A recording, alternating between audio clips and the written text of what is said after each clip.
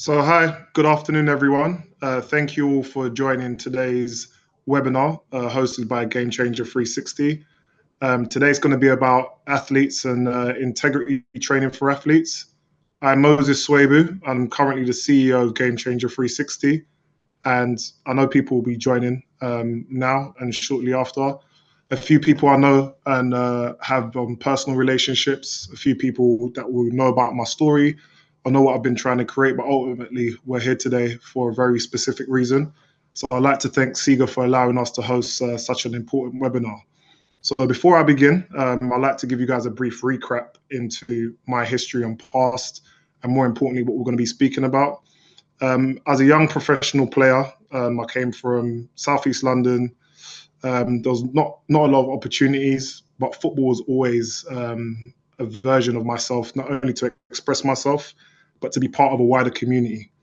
Off the back of that, I was approached by an illegal gambling syndicate between 2012 and 2015. Following these approaches, there was a conspiracy charge that I was a part of in 2015 that led to me going to prison. Since 2016, I've dedicated not only my professional career and life to enhancing and helping young athletes understand the rules, regulations, and most importantly, fundamentally allow them to understand that they should be able to have a safe space, whether it's gambling, betting, spot fixing, match fixing, or other areas of criminality that they're going to be faced both on and off the pitch. So on a personal note, I've seen this firsthand. I've probably spoken to thousands of players in the last 15 years across various different sports. So even though this is very much dominated by football at this moment in time, I think one thing you're going to find in here today is so many different areas of where you guys are all on this webinar can actually enhance what we're trying to do overall and make, most importantly, build collaborations and partnerships to a mother body that's centered around the athletes. Subject of this webinar, again, will be training for athletes, and more importantly, what I'd like you guys to all understand, there should be a top-down and bottom-up approach. That stems from strategies for sport integrity officers producing policy documents and procedure manuals to follow the most important sports have the ability to monitor, detect, and identify suspicious behavior. Indeed, the ability of data companies to identify suspected behavior has never been greater than it is now. The one thing that is glaringly missing, in my own opinion, as well as my wider team, is the training provisions for athletes around the area of integrity vary widely between different models, between different clubs, and in some cases, in today's experience that you're going to hear, directly hearing from two professional athletes, one currently that's obviously played in the Premier League and another that's had the experience with spot fixing and match-related differences. Our discussion today will be followed on from what our education will be providing on both products and services, and most importantly, the whole area of where we're going to cover today is really hearing the common basis of how we're able to not only penetrate sport in the correct way, but help athletes understand what integrity actually means. I'd like to then introduce you guys to the person that will be heading this leading panel and discussion, and I'll hand you over to Jack Kibble. Hi there, my name's Jack, and I've been speaking with Moses for a little while about match fixing. My background is I principally make podcasts, investigative podcasts for the BBC, and I do have a strong interest in this particular subject. But this isn't about me today, so we've got a really interesting panel. So I'm just going to quickly take you through who we've got here, and you can see some of their details on the screen. We have Dr. Andy Harvey, who's an experienced sports ethics researcher and educator. He's published groundbreaking research into the knowledge, attitudes, and behaviours of over 1,500 professional footballers in Europe. Since 2017, he's taught integrity education on the world-leading Erasmus Masters in Sports Ethics and Integrity. And he's also contributed to several panels and workshops on professional sports executive education. We also have Alan Algar, and you're going to be hearing more from him after my part of the session today, but he'll also be part of this discussion. Alan is a PR sponsorship and marketing expert in specializing in the industries of sport and gambling. But as Moses says, we've got couple of professional players with us today. We have Sean Scannell, who's a professional footballer. He started his career with Crystal Palace, making more than 130 appearances for the club. He's also represented the Republic of Ireland. He made the EFL Championship final, securing Premier League status with Huddersfield in the 2016-2017 season, and has made over 300 senior career appearances as a professional. And then finally, we have Michael Malcolm, who joined Wycombe Wanderers as a schoolboy, aged 14, before being signed by Tottenham Hotspur. Now, Michael was one of the most highly rated teenagers in the country at the time, even representing England's schoolboys. Tottenham legend Les Ferdinand described him as follows: Michael, if he does well, could go on and be sold for millions. His senior career started at Stockport County, making 41 league appearances. He later dropped down to the lower levels of football before his career took an unexpected U-turn, meeting match fixing and fixers head-on throughout his career. And Michael at that time didn't make any attempts to report this to the authorities. So Michael, if it's all right, I'd like to start with you actually, if that's okay. Can you just give us a bit of an overview of how you came into contact with match fixers? How did they approach you? So 2013, I was approached after a football game, just randomly. I thought it was a fan just watching one of our games. He's approached me and asked, do I want to make a bit more money doing something within football? Do I have other teammates who I'm close with who I can talk to? I declined at the time. But did you know straight away what this meant? What was going on here? Was this something that you'd heard about? No, because that was the first interaction I had or any knowledge of that kind of thing going on. Mm-hmm. So that was my first time. And were you surprised by this? Yeah, I was surprised. It was, as I said, it was the first time. Obviously, I've at that stage of my career, I had played a lot of games, first team games, and to be approached like that after a game was very weird. I didn't know how to take it at first. Surprised, and yeah, that was it. And this wasn't the only time this has happened. Am I right? Did this happen? Was this just something that became routine, or was it just a few times? Following after that, it was more of teammates telling me about match fixing and what sort of money they've made or what could be made. Yet again, being honest, I went to a meeting. I didn't follow through with it. It just wasn't something for me. Yeah. Okay, that's okay. Thank you very much. Now I'm going to come to Sean in just a second, but just to let you all know who's watching along here. If you do have any questions, please just type them into the Q&A, and I'll see them come up on my screen, and we'll try and get these questions to the panelists as they come as well. So, Sean, so you've heard what Michael's describing there. Is that familiar to you? For me, it wouldn't be familiar like that, because where I played at so long, and I was in the championship for 10 years nearly.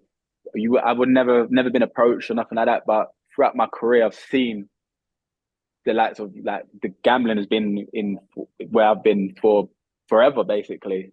So within the match fixing, I've never really seen that. No. So why do you think that you weren't approached directly? For me, I think that maybe sometimes at a higher level, people that approach you, maybe it's more of a fear because people might think you're protected more.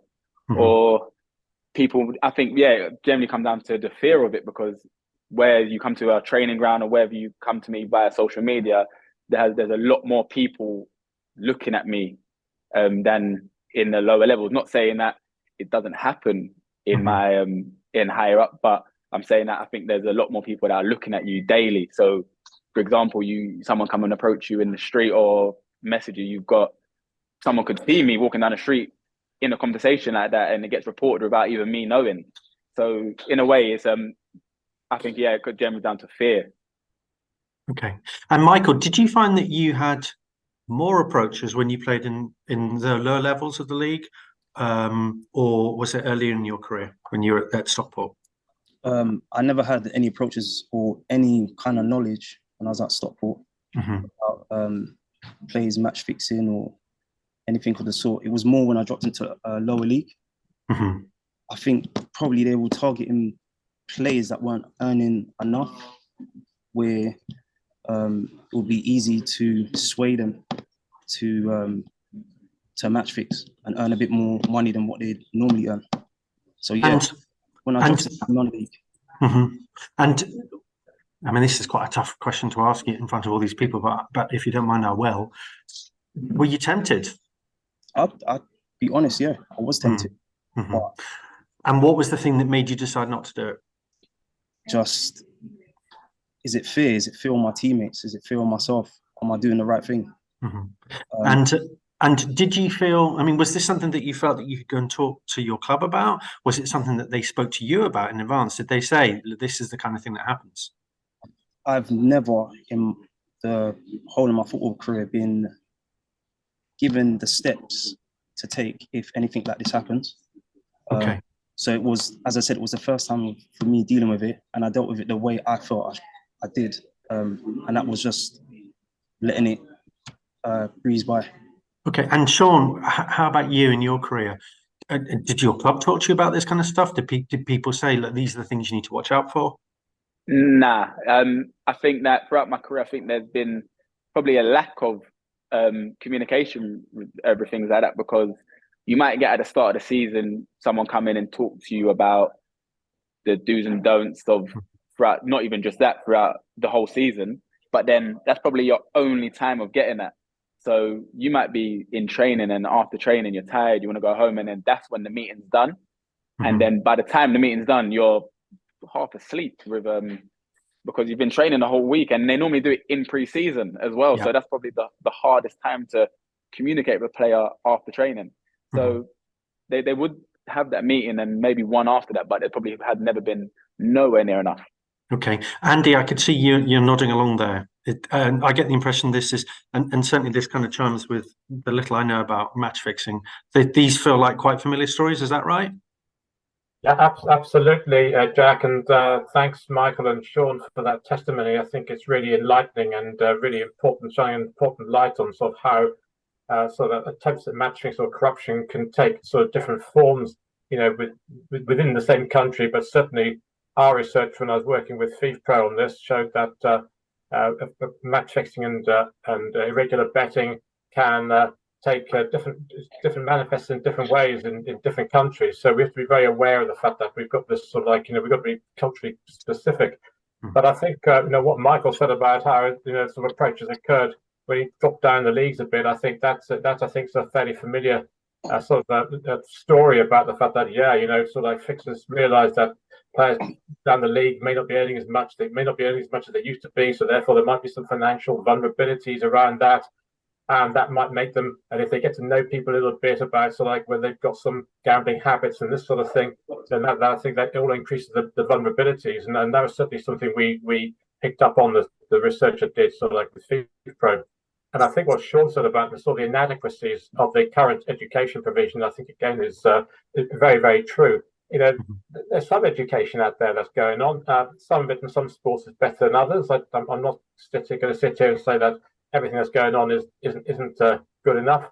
But I think what Sean said and what we heard, I think, you know, those who perhaps listened to the Ivan Toney sort of talk on the podcast a couple of weeks ago, sort of says, you know, that what players are being told is often quite cursory. It's often, as Sean said, at the wrong time, you know, when they're not perhaps receptive to it because of, you know, they're tired in training, maybe delivered by the wrong people who players don't really relate to. It could be that they simply just don't think. They think, oh, I know that anyway. It doesn't apply to me. And then they get a situation like Michael's described, where suddenly they're in that position where they've got to make a decision there and then about what to do, but make a decision at that time without very little support. You know, so like who to turn to, where to get advice from. You know, who can I talk to?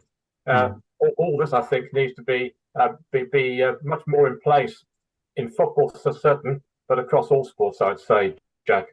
Okay, and just and to bring you in, Alan. Again, I can also see you nodding along here. I mean, do you feel that this is just a thing that isn't spoken about enough? And so, for example, we got a question that's come in here from one of our attendees saying, "Do you know if match fixing exists in France? Because nobody's talking about it there." I mean, does that when you see something like that, does that surprise you, or is that what you expect? I'm not surprised from the testimony that we've heard. I'm pretty sure match fixing will exist in France. I'm not sure to what extent it will exist in France, but the outlets for the cash are very rarely in the country where the game is taking place anyway. So I'm pretty sure that it will exist. My experience of this, and I've got a question for Michael and Sean, based on sort of my lived experience. I've worked in the gambling industry since 1999. My first contact with football sponsorships was in 2007 when the company I was working for sponsored the 3 divisions of what was called the conference, known as the National League now, North, South, and the top division. So you're looking at about 78 teams there. And working across those teams, we did find out that the problems were rife. And the way that the league approached that, with very little resource, I must say, so this isn't a criticism of them, were to put posters up in dressing rooms. Once the first rule came in from the FA that the guys couldn't bet, they thought that would obviously destroy these match fixers, but it wasn't. Obviously, it wasn't the players betting. So just noticing in your dressing room that you can't have a bet probably wasn't going to stop these illegal approaches. And it was only with some sort of good work from the FA, and I'm pretty sure some people on this call and listening into this call, that we actually got through the message that this is who you need to report approaches to. Not only are you not allowed to bet as part of the rules, but if you do receive illegal approaches, this is how you actually report them. I just asked Michael and Sean, did you ever see those posters, and were you ever given those numbers to follow up any approaches? For me, I saw loads of posters, but it wasn't just that poster. There was posters about everything. So it's not like that poster stood out more than another. It was just like the club got sent a load of things to put up wherever I was, and they just put them up, which they had to. It's not like, and I don't think, I personally probably would never have read any one of them posters. So probably about out of a team, obviously you got youth team, out of a team of 100 people, I probably think that under 10 people probably read that poster. Yeah. So for me, I saw the posters, but I would never have taken the posters in and looked at it and thought, oh, this is interesting. Let me see this number. I didn't even know there was probably a number on there. So I think what we're seeing here is that, as Sean said, the training was probably given at the wrong time when the players weren't receptive, and the tick box of putting a poster up again. As Sean says, you don't force someone. You don't put their head there and say, "Stay here for 5 minutes and read all of this." And look, I get that the resources probably weren't there to train, but we're all on this call to make this better. And part of that will be more focused training that can be given with more relevant examples, and hopefully, it will diminish. I don't think it'll ever go away, but it will certainly diminish off the back of more focused training. So just to come in there, thanks for that, Alan. We got a question here which just follow on from that, and I'll come to you first on this one, Michael. When is the ideal time, do you think, to deliver this education to you guys? Because I think Sean was talking about, you kind of get it in pre-season, it's a poster amongst many on the wall. I mean, do you have any thoughts on that, or on how that would have worked better for you? For me personally, I don't think it's a one visit. It would be a continuously thing throughout the season. I can't give you a figure on how many times, but throughout a season, 2-3 times would be more than good enough. With our personal life and everything that's going on, sometimes things like that will slip through your mind with meetings and information given to you by someone that's coming into the club to talk to you about match fixing and gambling. So yeah, I think it should be a continuous thing throughout the whole season. Okay, and Moses, if I can bring you in here, because obviously this is part of what you're now doing. Is this? It sounds like there's two things here. There's one. There's the information that you need to get to these guys, but then secondly, it's the best way to do that. And is this something that you hear as you go around and talk to different football clubs? Yeah, I think I know Sean and Michael have given quite detailed versions of what they know. I think what's really important from my own experience is understanding that there's two sides of the coin here. There's a side that Michael and Sean doesn't see in the actual planning of a lot of these organizations, federations, football clubs and institutions, that actually goes into trying to help athletes to, better themselves when it comes to compliance. I think there's a significantly big disconnect in the actual athletes' understanding, like Sean explained. Yeah. If it's pre-season and they're coming in at pre-season is probably the worst time. The one thing I'd like to add, and this is not only my personal view, but I actually believe this as much as many people may do, the players need to take some ownership. And what we hear and tend to find in a lot of these cases are, okay, we didn't know about the rules. So again, I saw the same rule in a conference south at the time where it literally said, don't do this and don't do that. So I was aware. And being aware is making sure that as much as we can provide those rules and give these players all of the best guidance, application, training and education, there needs to be a side of ownership, which is if there's anything match related. And another question that I'd like to ask Michael is, when you were approached, did you understand where those people were coming from? So one thing I'd like to touch upon is, okay, how are you even approached from where you're coming from, and why were you approached, and why do you feel that out of all of the team, like Sean said, there's 100 people in the squad, why were you singly picked out, and why did you never report? I didn't report because I didn't know who to report to. As Sean said, the only thing I used to see in the change room was a poster on the wall. It was a poster that no one really ever read. You just used to walk past it when you was warming up or after the game had finished, and that was it. So yeah. And just to jump in there, and so Sean, you were talking about how that you're aware of other players who were approached. What was, like, from the player's perspective, what's the kind of like almost moral view of this? Is it like, man, you just shouldn't do that? Or were people kind of far more, or far less bothered about it from the player's perspective?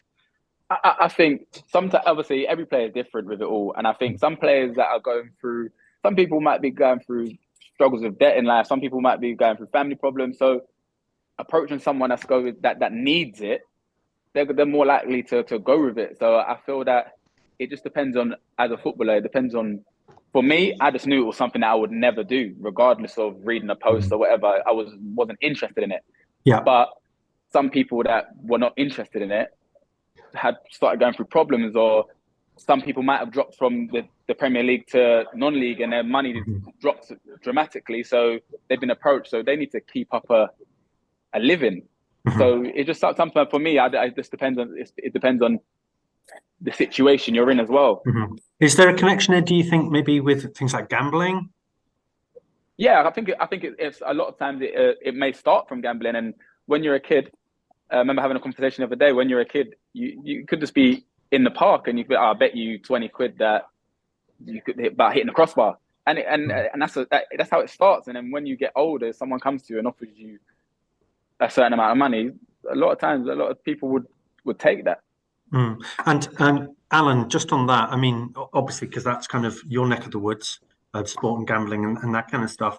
So, I mean, what are the warning signs, do you think, that is going to make someone vulnerable to approaches, would you say? I know Moses had this experience when players weren't being paid on time. So obviously that would cause debt. It would cause panic in your personal life that you might not know when the next money's coming in. That ultimately makes someone vulnerable. I think what we've seen in certain cases in football, there seems to be almost a plateau. So at the start of your career, you're not earning that much. You might not go all the way. You might not make it as a pro. You might be sort of hanging around the reserves or getting into the first team intermittently. And you might be vulnerable because you haven't actually earned your money. And then in the middle, if everything's going right and you're earning and you're at a club that pays you on time and you see progression in your career, you're probably least likely. That's the point where you're least likely.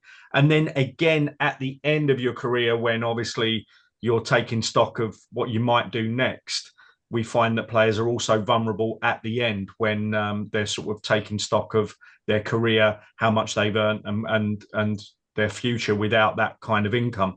So it does seem to sort of be the start and end of careers where players are most vulnerable to approaches, and certainly players from lower class, working class backgrounds tend to get approached more, and certainly when these guys find out that they have a very good radar on clubs that aren't paying their staff, and they tend to hover around those kind of clubs, and that tends to be a key factor as well.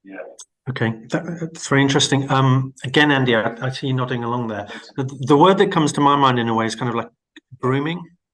And I know from having spoken to Moses, and Alan touched upon this, you know, that there was an issue around payment and salary and all that kind of stuff. How do these match fixers, how do they get this intelligence, and what are the things do you think they're looking for about a club that will make them go, right, they could be susceptible to an approach? It's a difficult question to answer. I'm not sure I have that knowledge. I don't know probably quite enough about sort of how people in the criminal world sort of like behave, or how they find this knowledge out. But all I do know is they certainly do that, and they're certainly very adept at targeting both clubs and individuals who they see might have these sort of vulnerabilities. But what I would like to say, though, the fact that Sean made a very important point about it, said that it's not something I'd ever personally do. So there's a very strong aspect of this, which is about personal ethics. And what we know about personal ethics from the work I've done around behaviour influencing projects and behaviour change is that personal ethics are much easier. It's much easier to behave ethically in an environment which supports and encourages that at an institutional level. So yes, you've got your own personal sort of way of being, that that you wouldn't do something because of the way you want to lead your life, or the way you, in respect of sort of being how you're going to be able to look your eye in your family, your kids, and so on. But that's much easier when there's institutional support. And what Alan was mentioning there, very importantly, was that where you get, and we've seen this in the research done by FIFPro in their global employment reports, where you get clubs which are paying wages late or not paying wages at all, or they're treating players in a way that they're unable to pay their day-to-day bills. But of course, they're precisely the sort of conditions under which corruption becomes easier. Which players say, well, I need to pay the bills. I need to put food on the plate, on family's plate. I need to be able to do all those things that we take for granted. And it's a common misperception about this. Football's necessarily awash with money. It is, of course, in one sense, but in another sense, for the vast majority of players, that's certainly not the case. So getting these institutional arrangements is absolutely critical. Making sure that players get paid properly, they get paid on time, that they're treated with respect, that they have that sort of institutional support through education and through mentoring to be able to do the right things. And that's ultimately what it's about. It's about behaviour.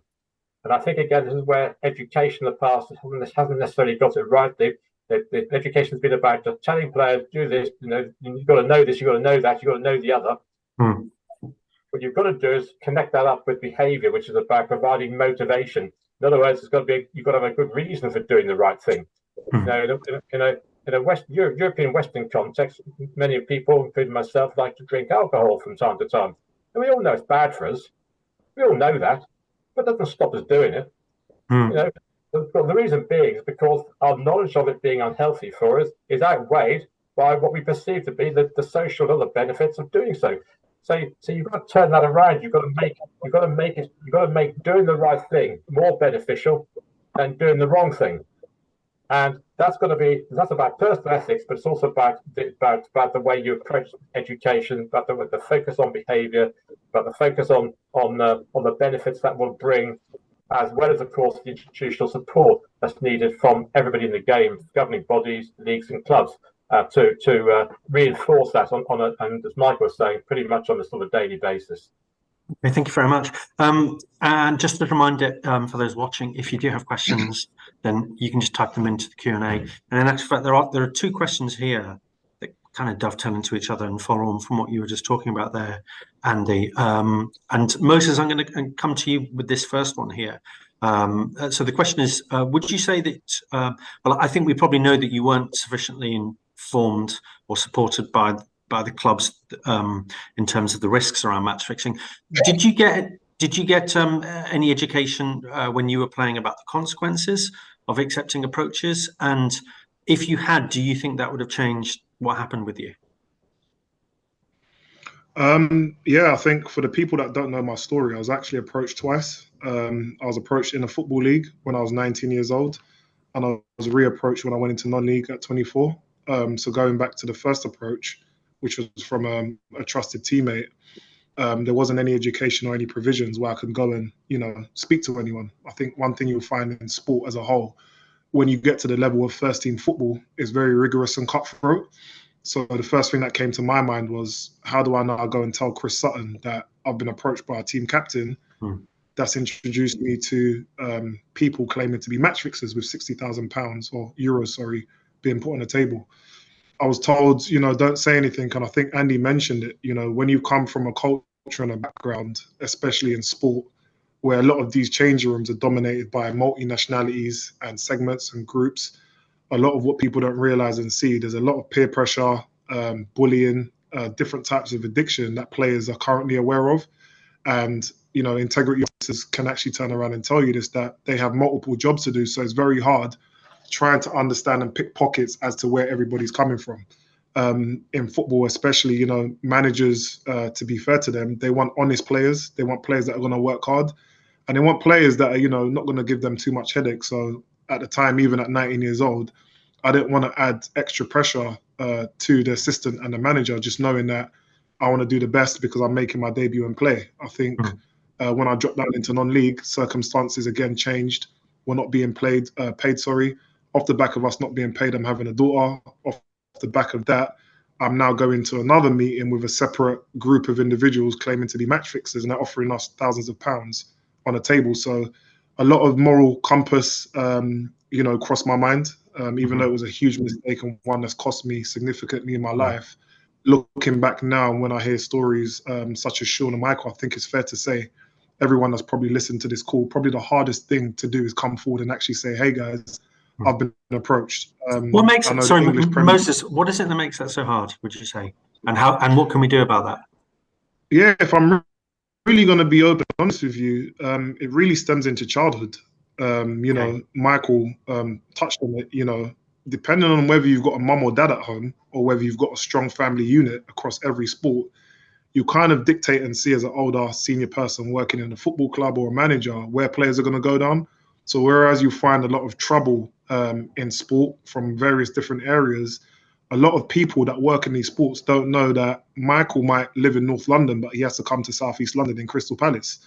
Or someone that may be French may not have any family in London, or someone that's in France may have come over from Brazil and they've never got the education because in different jurisdictions, there's a language barrier, there's a personal barrier around the environment that you're in. So it's extremely tough. So I've almost had to navigate myself through me getting to the pinnacle of being a professional football player. But when I look left and right, there isn't anybody but yourself on that pitch. And when you go off that pitch, it's a really dark, lonely place when you're having to play 42, 46 games a season, when you can't find someone that you can connect with. And I think what can really change now is people just understanding the culture of where sport is going into a newer version. I'll say probably Sean's probably the best person because he's played at the highest level for him to turn around and say, well, it would have never crossed my mind. And it's those people that need to be championed by being some form of ambassadors saying, guys, you know what, even though you may be fearful of repercussions, none of us came into sport to be criminals or to be part of any organized crime group.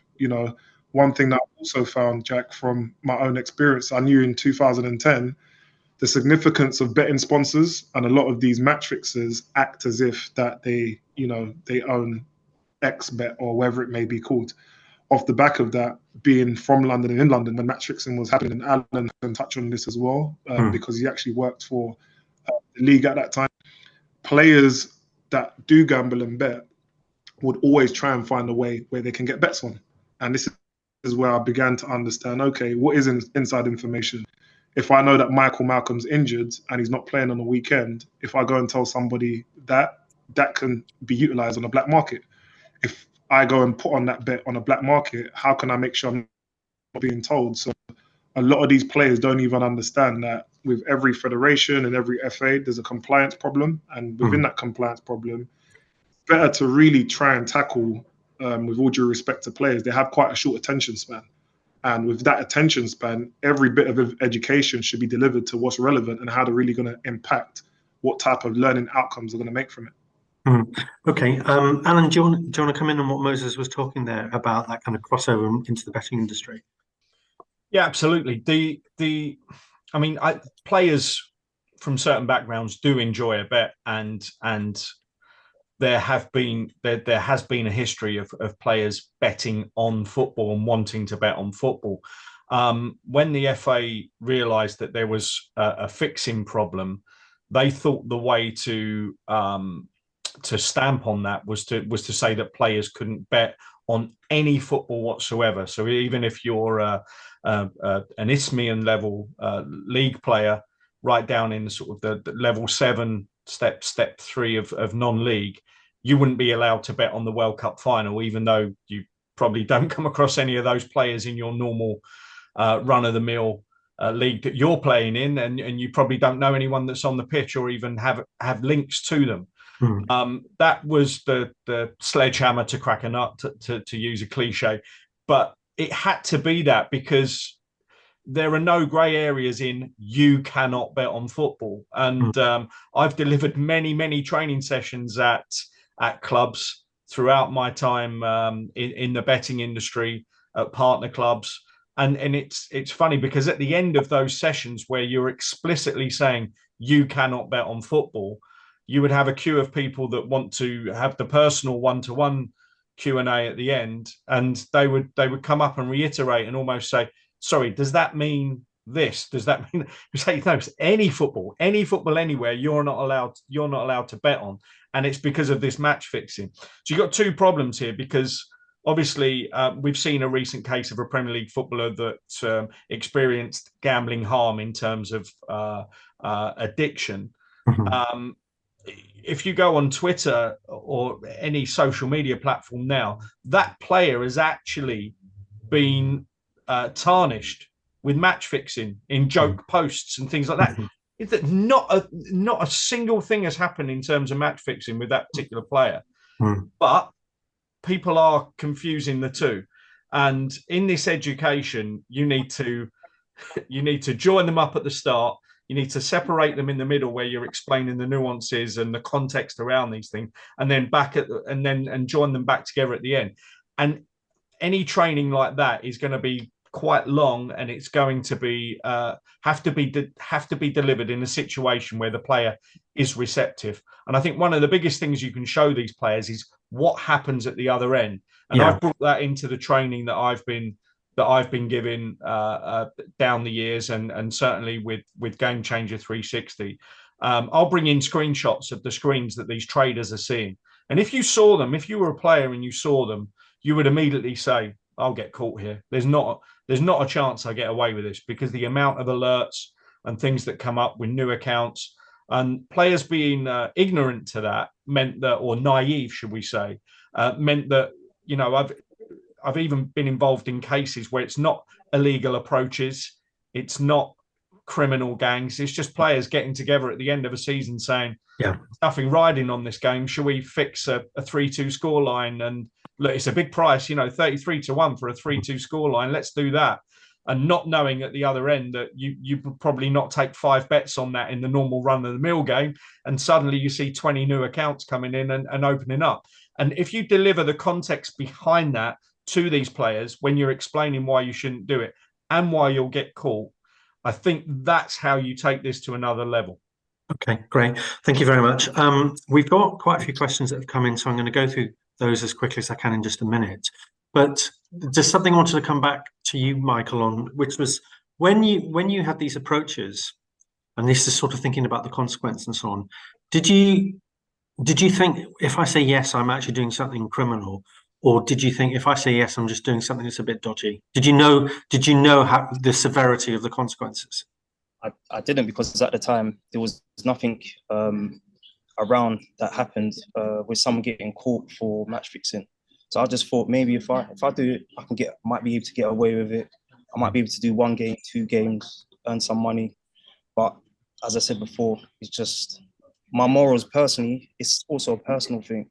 My morals personally I'm not really big on taking opportunities like that or trying to gamble. So my personal thing was just not to do it, just not to go forward with it. Okay, thank you very much. So as I say, we've got some great questions, really good questions that are coming, and some quite pointed questions actually. So let's go through some of those. So there's one here that I'm going to direct to you, Alan, if that's okay. The question is: there are so many betting companies sponsoring leagues and clubs. Do you think some of the people persuading players to fix matches are actually connected to these companies, even if loosely? Now, I know that's quite a tricky question. What's your view on that? Absolutely not. No regulated company would risk the license or anything that would make their company legitimate just by approaching a player. It would be utterly ridiculous. I'll go one step further and say that, if anything, in my time working with sponsors and partners of clubs, the education is being forced from those licensed businesses to the clubs and saying, actually, you could go one step further with this education. Do you want us to speak to your players?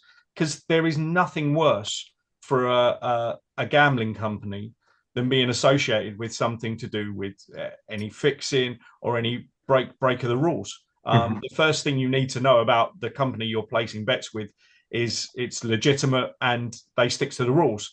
And let me say that the gambling companies that I've worked for, and certainly the licensed gambling companies and well-known brands, would not even think for 1 second to do anything of the sort.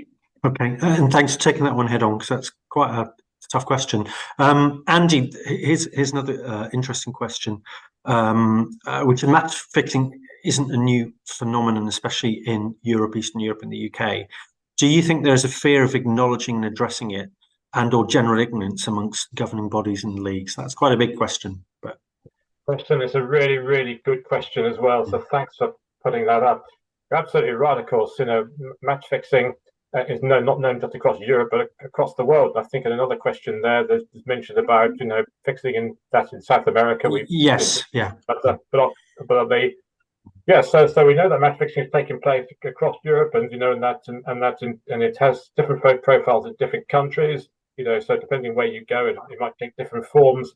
Different people involved, might be outside criminal gangs, might be club owners and directors who are orchestrating it. It might be organised by players or former players. So we've got a sort of large number of actors who could potentially be involved. Now, then the question about in the UK, has there been something of a sort of a head in the sand sort of culture? I think you're probably onto something there, because there's no doubt in the discussions I've had in the past that the Premier League and the other leagues, particularly, are very reluctant to discuss match fixing publicly, because even the very discussion of it has a potential to tarnish the image of the game and therefore the commercial viability of the game. Now, having said that, though, the Premier League, I know, are very, very keen on ensuring that, of course, their competition is clean, and there's no suggestion that it's not. By the way, in fact, they sell the Premier League in other countries on the back of, no, you've got a clean league here. This is worth watching. You're getting the real deal. But clearly, further down the leagues, as Alan's mentioned, as Michael's mentioned, and Sean's mentioned, and I think you've got a different situation. And I think the question's absolutely right. I think the FA are trying to do a decent job as the regulatory body. I think they do take it seriously. I know some of the guys who work in the sort of investigative departments there who do a really good job in investigating, potential breaches, betting rules, and so on. But I think overall there's a reluctance to acknowledge that it might be a problem. There's a reluctance to acknowledge that the stories that with testimonies we've heard today from Moses, from Michael, from Sean, do in fact exist. I think there's a belief that they say all we've got to do is just stick a poster up and just tell players, do this, do that, and then it's their responsibility, and we can just push that responsibility onto players rather than tackle this head on themselves, and to really put the resources and indeed the institutional support in to enable that to happen. So I think the question's right, and I think it's true, that I think that there needs to be a step change in actually saying, if we're really serious about this, we've got to do something, particularly around the education, that enables players to get the right information, to be able to relate to that information to be delivered by the sort of people that they can relate to. Former players like Michael, Sean, and Moses, and more recent players as well, and that they have the institutional support of knowing, I've got to approach it. I know I can go somewhere. I know I can go somewhere anonymously, confidentially. I know I'll get support. I know that I'll be looked after. So we've got to do two things. One is to improve the education so that it's meaningful, and secondly, improve the institutional support, which means the governing bodies acknowledging that they need to take it seriously. Okay, thanks very much. I do have one last question before I hand over to Alan. But Alan, you look like you've raised your hand there. Was there something you just quickly wanted to jump in on? Yeah, I just want to add to what Andy's saying there, because I have actual experience of delivering irrefutable evidence of match fixing in what was then the conference, but is now the National League. And I must say that the people within the governing body and all of these people have moved on now. So I'm not tarnishing anyone's name, and the league have certainly moved on from this. But they were very, very scared to confront what I was giving them, and they, exactly as Andy said, thought that it was too damaging to their brand to face this head on.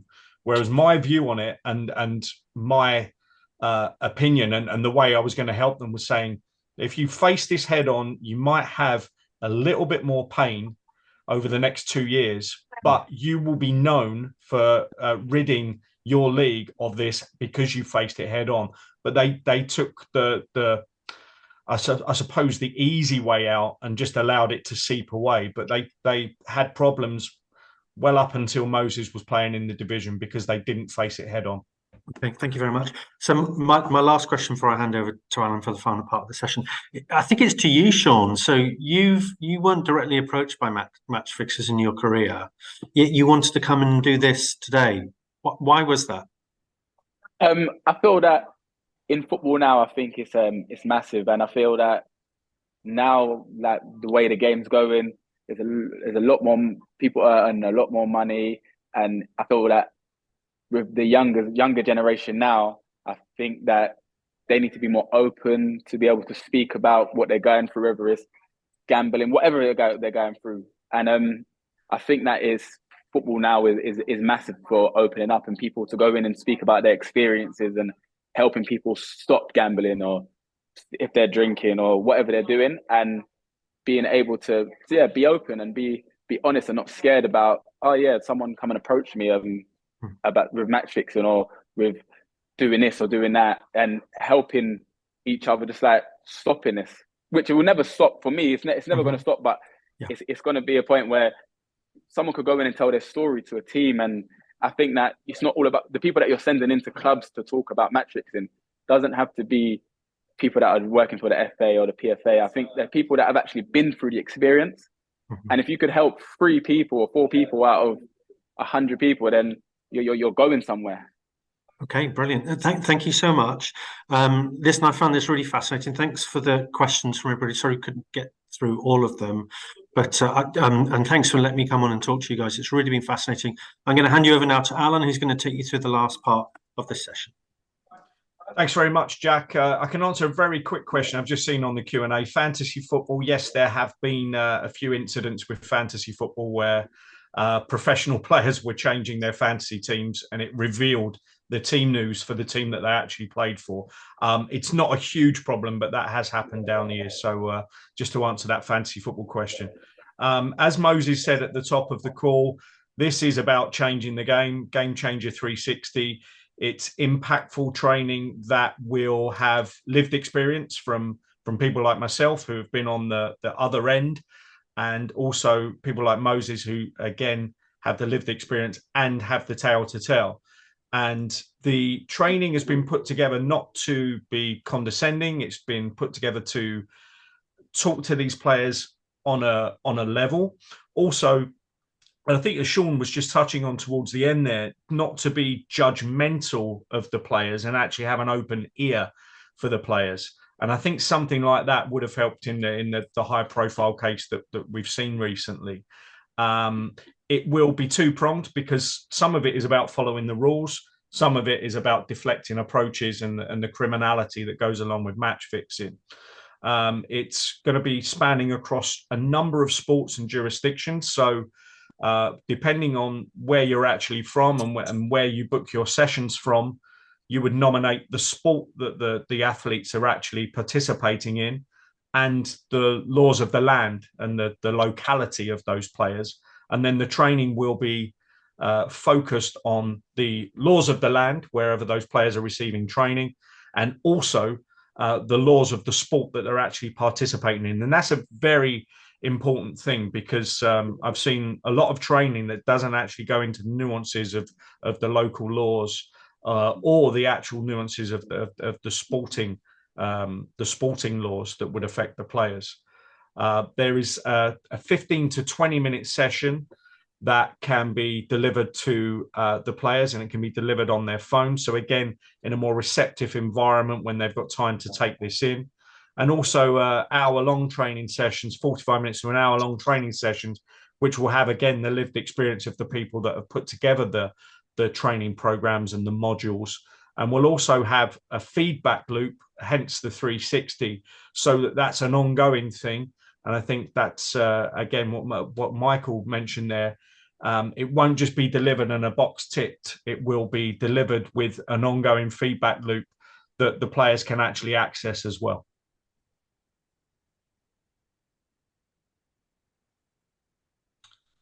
Moses, are you going to Yeah, thanks for sharing.